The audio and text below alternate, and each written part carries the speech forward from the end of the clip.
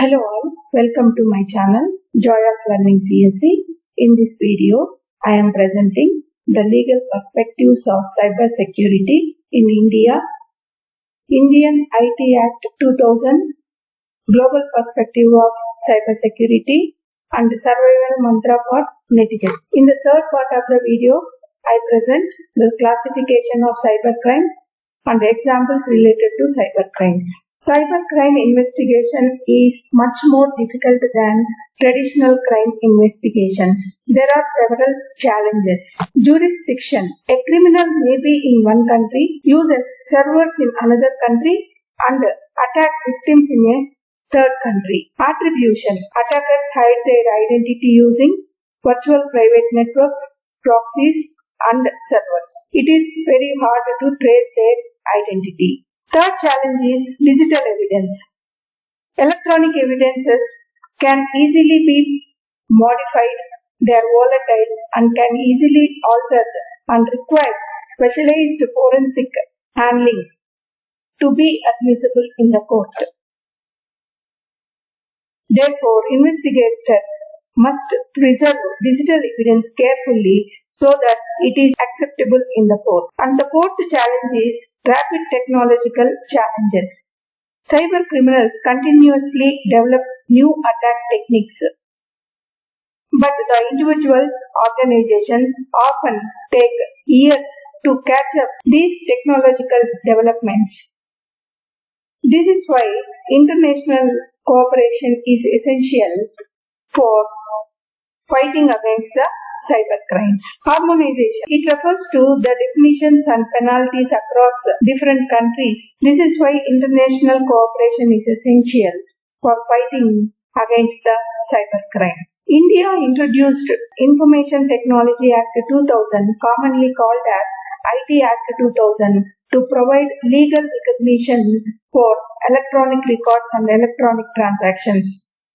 Before this act, there were no specific laws to deal with cyber crimes. India recognized the need for a dedicated legal framework to address electronic commerce and cyber crimes and enable the IT Act 2000. India introduced the Information Technology Act 2000, commonly called as IT Act 2000, to provide legal recognition for electronic records and electronic transactions. Before this act, there were no specific laws to deal with cyber crimes. Therefore, this act was legally based on UNCITRAL blueprint. UNCITRAL is a United Nations Commission on International Trade Law. It is developed by United Nations in 1996. The IT Act works along with the other laws such as Indian Penal Code and Indian Evidence Act to investigate and publish cyber offences. IT Act also recognizes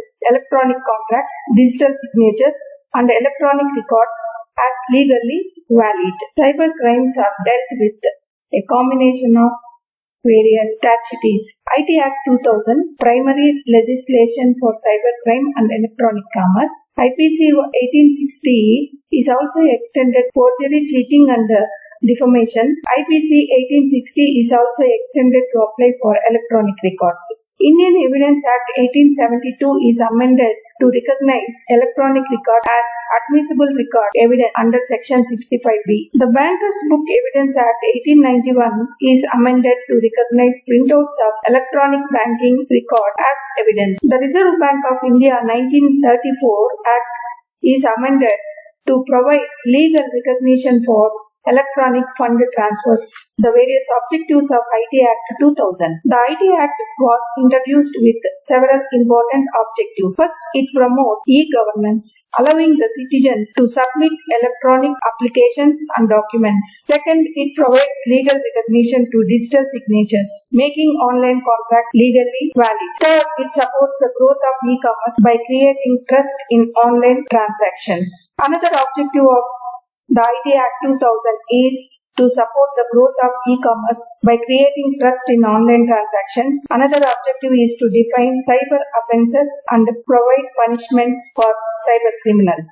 Finally, IT Act 2000 is amended several existing laws to include electronic evidence in legal proceedings. Now let us look at some important sections of IT Act. Section 43 deals with unauthorized access, downloading data, introducing viruses, and damaging computer systems. Victims can claim compensation for the loss under this section 43. Section 43A. If a company fails to protect sensitive personal information because of negligence, it must compensate affected users under section 43A. Section 65 deals with punishments of anyone who intentionally tampers with computer source code. Section 66 is one of the most important sections.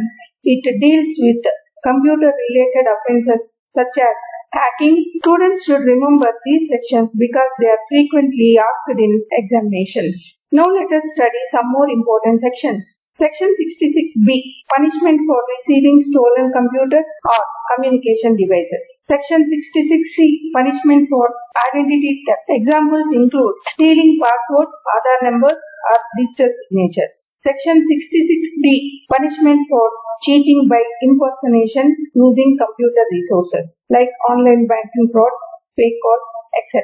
Section 66E protects individuals' privacy. Publishing someone's private photographs without permission is punishable. Section 66F deals with cyber terrorism. Attacks on critical infrastructure such as power plants, defense systems, or airports fall under this section. Section 66, Section 67, 67A and 67B. These sections deal with publishing obscene material and sexually explicit content and child pornography respectively. Cybercrime is a global problem. Countries work together to investigate cyber criminals. The Budapest Convention on Cybercrime. It is a first international treaty organized in 2001 for dealing specifically with cyber crimes. It is established by Council of Europe in 2001. Many countries have their own cyber laws. USA has CFAA, that is Computer Fraud and Abuse Act. CAN-SPAM Act is nothing but controlling the assault of non-solicited pornography and marketing act. It is established in 2003 by US federal law to regulate commercial email and digital marketing. So it also establishes a strict rules for senders who send spam messages, giving recipients the right to stop unwanted marketing messages and spam messages. Uncitrul Blueprint. It is a United Nations Commission on International Trade Law established in 1996.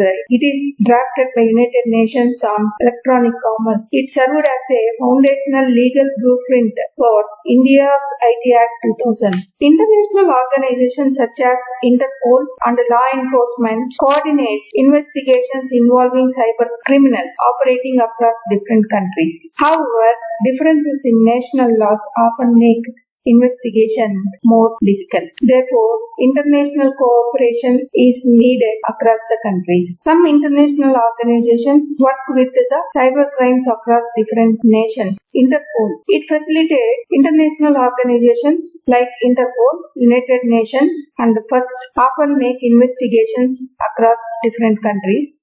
Interpol facilitates cross-border police cooperation and coordinate operations against cybercrimes. The Council of Europe, it has drafted a Budapest Convention on Cybercrime, addressing the internet and computer-related crimes. United Nations bodies like UNODC and UNCITRAL provides model laws and support capacity building in member states. First is a Forum of Incident Response and Security Teams. It coordinates various global organizations for dealing with the incidences. So far we learned about different types of cyber crimes and cyber laws. Now let us see how can we protect ourselves while using the internet. The answer is survival mantra for netizens. The word netizen is simply a person who uses the internet regularly for communication, banking, shopping, education, social media or entertainment. Just as we follow traffic rules while driving, we must also follow cyber safety rules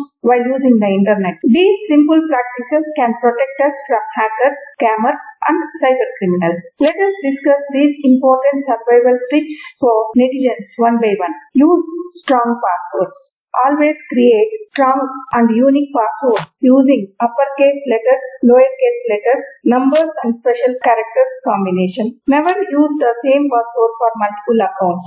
Next, it is multi-factor authentication, MFA. Always enable multi-factor authentication wherever possible. Even if someone steals your password, they cannot access your account without the OTP. This provides an additional layer of security. Regular software update is necessary. Keep your operating system and software up to date by regularly updating your software. Use antivirus software. Software updates not only introduce new features but also fix security vulnerabilities that hackers can exploit. Data backup. Maintain regular backups of your important documents, photos, and project files using external hard drives, cloud storage. Backups help recover your data even if your system is infected by virus like ransomware. Install the antivirus software in your system and keep your antivirus software regularly up to date. Use secure websites. Before making online payments or entering personal information, always check whether the website uses HTTPS. HTTPS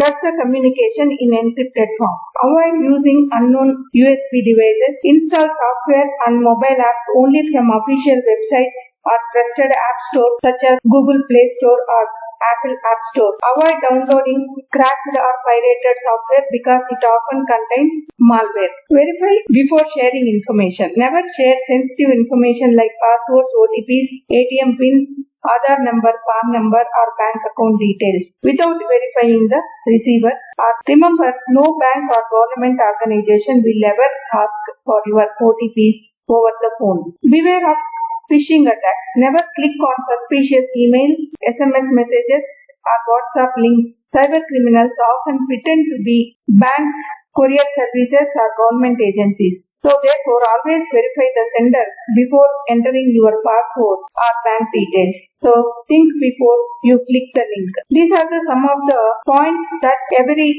individual should remember while using the internet. If you become a victim of cybercrime, don't remain silent. Immediately report the incident to the National Cybercrime Report Portal or call to the Cybercrime Helpline number 1930 for financial fraud related incidents. Quick reporting increases the chance of recovering your loss and identify the criminals. Always remember to use the safety rules while using the internet. Therefore, cybersecurity is not only the responsibility of organizations or governments. It is responsibility of every internet user. By following the simple survival mantra, we can protect our personal information, our money, and our digital identity. If something looks suspicious online, don't trust it immediately. Verify it first before you click it. A few seconds of caution can save you from a lifetime of cyber problems. Thank you for watching this video. If you like the presentation at any point of time in this video, like and subscribe to my channel. Thank you and happy learning. In the next video, I present the classification of cyber crimes. Thank you for watching.